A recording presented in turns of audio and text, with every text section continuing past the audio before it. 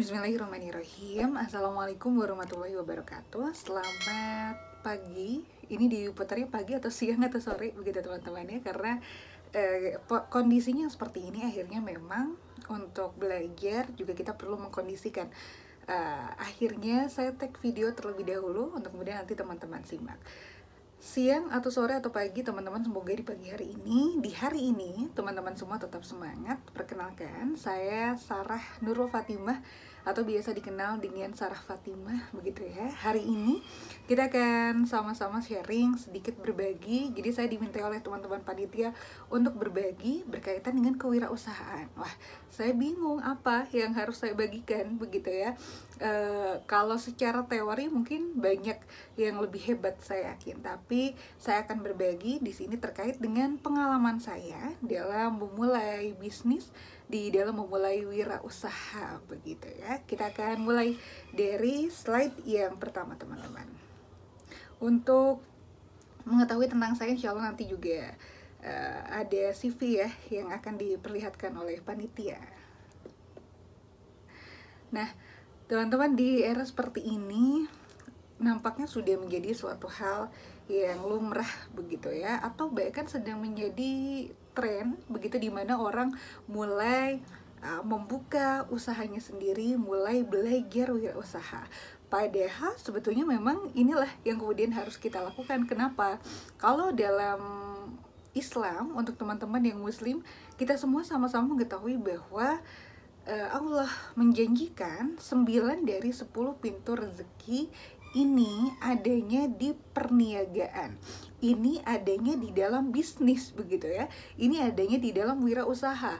Jadi kalau 9 berbanding 1, kenapa kita harus berlomba-lomba, berebut-rebut untuk memilih satu pintu rezeki? Begitu, mungkin kalau satu pintu rezeki ini lewat kita melamar kerja ke orang lain atau menjadi PNS dan lain sebagainya, bukan tidak boleh, itu sah-sah saja. Tapi kalau kita lihat dari 9 pintu rezeki ini begitu luas begitu, kenapa kita tidak memilih untuk mengambil 9 pintu rezeki untuk kita menjemput rezeki kita yang bisa diawali tentu ketika kita berkuliah.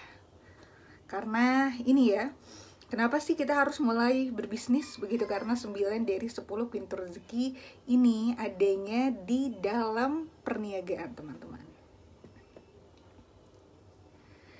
Kemudian kita masuk dulu pada sejarah. Jadi bisnis yang mulai saya bangun ini adalah bisnis kemapan. Kemapan ini adalah bisnis di bidang bunga kering, bahan dekorasi, hand bouquet, dan lain sebagainya begitu ya. Yang mulai saya rintis ketika saya tengah berkuliah di semester 5 teman-teman.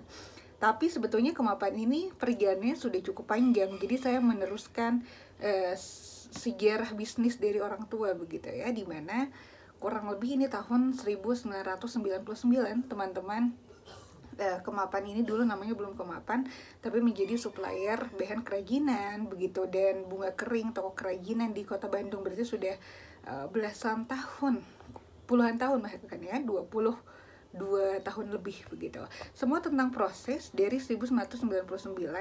Pada tahun 2018 saya yang saat itu sedang berkuliah kemudian berpikir, kenapa ya orang bisa ketika berkuliah sudah bisa menghasilkan uang sendiri begitu. Kenapa orang sudah bisa membiayai hidupnya sendiri, sedangkan pada saat itu kenapa kita tidak bisa? Oh, bukan kita tidak bisa, tapi karena kita belum memulai teman-teman. Akhirnya saya mulai berpikir panjang di tahun 2018, berpikir usaha apa ya gitu yang kemudian harus saya jalani. Oh ya, sudah ada peluangnya. Orang tua sudah memiliki bisnis di bidang tadi ya, bahan kerajinan, tapi memang belum terlalu besar. Akhirnya cobalah di situ saya memulai untuk terjun dan membuka store online, karena pada saat itu masih offline dan hanya menjadi supplier. Kemudian membuka store juga di Baltos pada tahun 2018. Diawali atau didasari karena apa? Didasari karena memiliki cita-cita begitu ya, didasari karena kok orang bisa sih, kok kita nggak bisa sih gitu. Di tahun 2018 semuanya tentang proses teman-teman, sehingga di tahun ini begitu ya, 2022. Harapannya tentu inginnya semakin berkembang dan ingin menjadi jalan kebaikan bagi banyak orang. Jadi di dalam bisnis itu yang kita cari semata-mata bukan keuntungan, teman-teman, karena kalau keuntungan tidak akan pernah puas rasanya kita ya. Tapi yang perlu kita niatkan di awal, bagaimana agar bisnis kita ini mampu membantu banyak orang begitu, mampu membuka lapangan pekerjaan bagi banyak orang, mampu memberikan manfaat yang luar biasa pada banyak orang, mampu menolong banyak orang. Ini yang perlu kita tanamkan mindset di dalam diri kita ketika kita akan memulai bisnis kita, sehingga kita akan terus bersemangat untuk mengembangkan bisnis kita begitu. Lanjut ke slide selanjutnya. Nah, saya bingung kemapan itu apa sih? Saya perkenalkan terlebih dahulu ya. Yang mudah-mudahan ini juga menjadi referensi untuk teman-teman nanti ketika memulai berbisnis. Kita bisa mulai dari apapun loh gitu. Dan kemapan ini saya cetuskan namanya dulu itu adalah kepepet masa depan. Kenapa kepepet masa depan? Karena dulu memang kepepet ya. Orang lain enak ya ketika kuliah udah bisa menghasilkan dan lain sebagainya. Saya kok belum bisa gitu. Akhirnya udahlah, apa namanya ya gitu, kemapan, kepepet masa depan. Tapi semakin sini akhirnya saya menyadari bahwa nama itu adalah doa. Saya ubah singkatannya, panjangannya menjadi keberkahan masa depan. Semoga bisnisnya ini menjadi bisnis yang berkah. Berkah di sini bagaimana? Berkah di sini adalah mampu menjadi jalan kebaikan bagi banyak orang, mampu menjadi jalan manfaat untuk banyak orang. Karena kan itulah arti dari hidup yang sesungguhnya ya. Percuma teman-teman sekarang kita capek bisnis ini itu begitu, tenaga kita habis, tahu-tahu mati. Untuk apa uang yang sudah kita kumpulkan?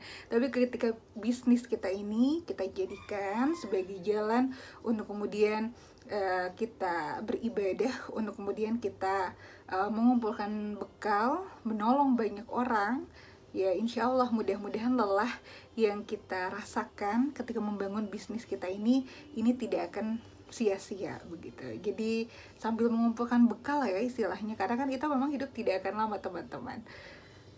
Terus di visi dan misi kemapan ini apa? Saya menjelaskan tentang kewirausahaan ini lebih pada pengalaman pribadi ya teman-teman, yang mudah-mudahan bisa menjadi cerminan juga untuk teman-teman semua. Visinya dari bisnis yang saya bangun, saya kembangkan lebih tepatnya di tahun 2018 ini adalah tumbuh untuk berbagi. Jadi kita semakin bertumbuh, kita mampu semakin berbagi kepada banyak orang. Ini adalah salah satu cara untuk kita bisa bermanfaat. Jadi setiap bulannya beberapa persen dari penghasilan ini kita berikan kepada haknya begitu teman-teman ya.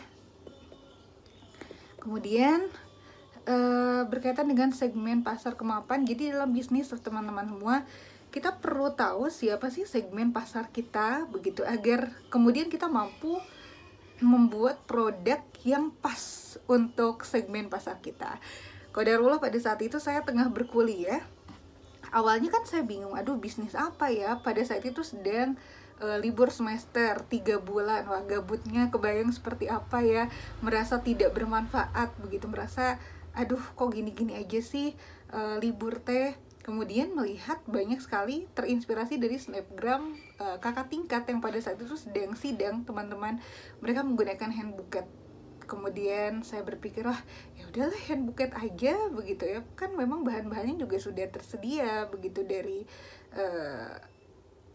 produk yang memang selama ini orang tua saya menjadi supplier ke toko-toko lainnya. Akhirnya ya sudahlah, di situ mulai membuat hand buket begitu ya. Jadi segmen pasarnya adalah mahasiswa. Awalnya hanya hand buket untuk wisuda saja teman-teman, tapi semakin sini semakin meluas untuk pernikahan juga, lalu bahan-bahan untuk dekorasi juga. Jadi kita proses dulu itu betul-betul satu pesanan. Jadi memang dipisahkan pada akhirnya ya, bisnis yang saya kelola dengan bisnis yang orang tua kelola begitu. Awalnya dapat satu customer aja itu Masya Allah senang sekali, sampai diudag-udag begitu ya. Makin sini alhamdulillah kita mulai membangun kepercayaan dari mulut ke mulut begitu ya. Ya alhamdulillah sekarang sudah banyak sekali begitu pasar dari Kemapan ini. Dulu kalau ada wisudaan, dulu kan masih ada wisudanya di Sabuga, kita kejar-kejar sampai kita jualan langsung di sana gitu. Sekarang boro-boro untuk itu tidak kekejar karena kita memang harus memenuhi pesanan-pesanan secara online. Jadi semuanya memang tidak ada yang instan, semuanya adalah proses, dan yang perlu kita nikmati adalah proses itu teman-teman. Jadi nikmatilah proses, oke? Kemudian, nah ini bisa dilihat nih, mahasiswa, segmen pasarnya orang yang akan menikah, begitu. Kemudian pelaku usaha, apalagi sekarang ini kan memang lebih boomingnya dengan bisnis online ya. Jadi semua yang diutamakan adalah gambar, bagaimana kualitas gambarnya harus bagus, teman-teman. Jadi pelaku usaha di sini kan biasanya untuk foto produk, mereka membutuhkan bunga kering. Dan ini juga menjadi salah satu segmen pasar kita. Jadi segmen pasarnya ada mahasiswa, orang yang akan menikah, dan juga pelaku usaha serta anak sekolah, karena kami juga menyediakan bahan-bahan kerajinan untuk prakarya. Nah, selanjutnya saya akan menyampaikan terkait dengan proses. Semuanya adalah proses, tidak ada yang instan. Itu yang kemudian saya sampaikan lagi pada teman-teman. Saya di sini merekap yang tahun 2020 saja teman-teman ya, mohon maaf. Jadi bisa teman-teman lihat di PowerPoint ini bahwa grafik dari omset juga ini tidak tiba-tiba langsung besar, begitu tidak tiba-tiba langsung tinggi. Ini untuk yang online saja yang kemudian saya kembangkan bersama dengan teman saya, tanpa store yang di Baltos begitu. Ini hanya secara online. Di Juli sampai Desember 2018 ketika kami memulai bisnis kita, teman-teman bisa dilihat ada di angka berapa begitu ya. Ini tepatnya kurang lebih di sekitar 1 juta, omsetnya 1 juta. 1 juta itu masih dengan modal teman-teman. Januari sampai Juli kita coba mencari cara bagaimana caranya, kita ikut seminar-seminar, kita belajar digital marketing, semuanya kita pelajari karena semuanya juga harus ada ilmunya ya. Ini alhamdulillah mulai naik di sekitar 8 juta omset per bulannya, rata-ratanya. Kemudian masuk ke Juli sampai dengan Desember tahun 2020 teman-teman, kita kan ini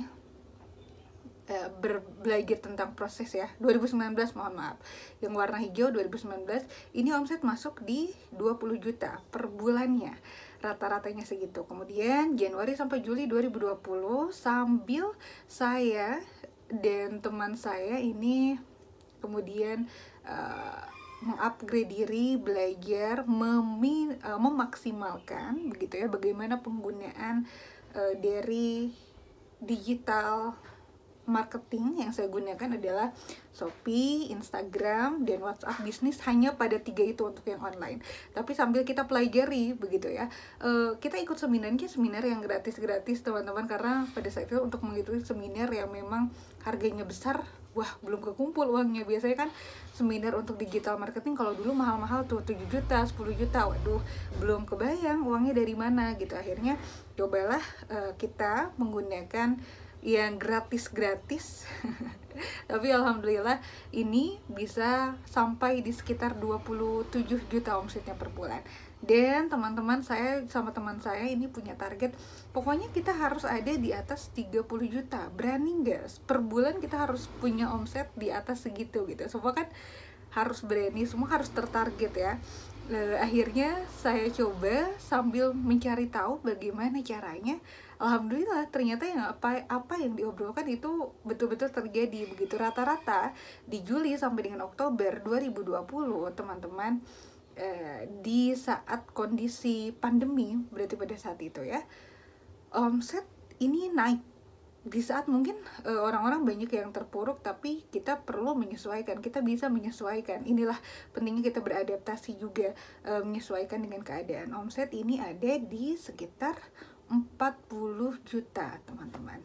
Tapi semua ini kalau sekarang teman-teman lihat mungkin wah besar sekali ya. Iya, tapi semuanya tentang proses. Tidak ada yang bisa langsung instan. Kitanya harus sabar, dan yang paling penting adalah kitanya harus memulai. Karena kalau tidak dimulai, akan dimulai kapan lagi teman-teman. Jadi kuncinya adalah memulai dan menikmati proses ya. Nah, untuk alamatnya sendiri di mana teman-teman yang ingin tahu lebih lanjut terkait dengan kemapan ini adalah silakan teman-teman bisa lihat ya Instagramnya apa, shoppingnya apa, nomornya berapa, dan tempatnya di Baltos lantai dasar 2, Blok K2, K3, dan G6 Kota Bandung, teman-teman.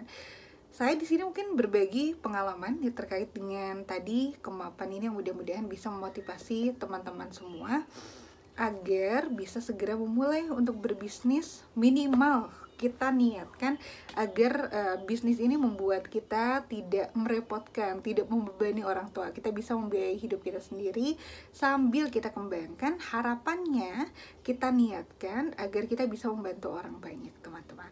Oh iya, satu lagi. Jadi kan salah satu indikator dari negara maju ini adalah, kalau tidak salah itu 2,5%-nya ya, adalah pengusaha. Pengusaha di sini kan diawali dengan wirausaha, diawali dengan orang-orang yang mau memulai bisnis.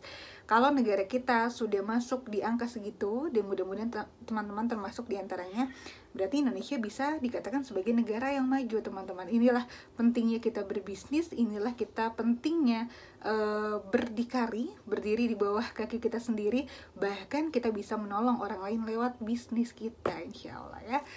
Dan penutup dari saya, salah satu pembisnis yang hebat, yang ini luar biasa menjadi figur bagi saya, Dewa Eka Prayoga mengatakan, jangan mati-matian mengejar sesuatu yang tidak akan dibawa mati.